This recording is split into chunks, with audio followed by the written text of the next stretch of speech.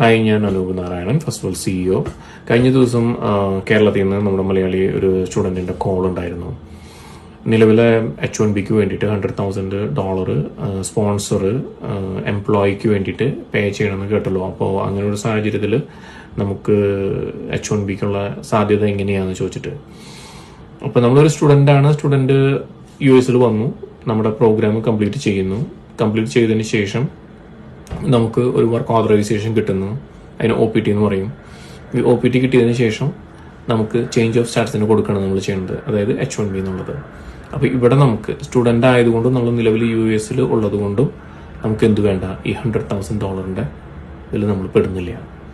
ഇന്ത്യയിൽ നിന്ന് അല്ലെങ്കിൽ നമ്മൾ ഫ്രഷ് ആയിട്ട് H1B അപ്ലൈ ചെയ്ത് നമ്മളെ ഹയർ ചെയ്യുന്ന ഒരു കമ്പനി ആയിക്കോട്ടെ, അല്ലെങ്കിൽ നമ്മൾ നിലവിൽ ഇന്ത്യയിൽ വർക്ക് ചെയ്യുന്ന ഒരു കമ്പനിയുടെ എംപ്ലോയി ആയിക്കോട്ടെ, നമുക്ക് വരണമെന്നുണ്ടെങ്കിൽ H1Bയിലേക്ക് വരണമെന്നുണ്ടെങ്കിൽ ഈ പറഞ്ഞ $100,000 വേണം. അപ്പോൾ സ്റ്റുഡൻറ്റിന് അതിൻ്റെ ആവശ്യമില്ല.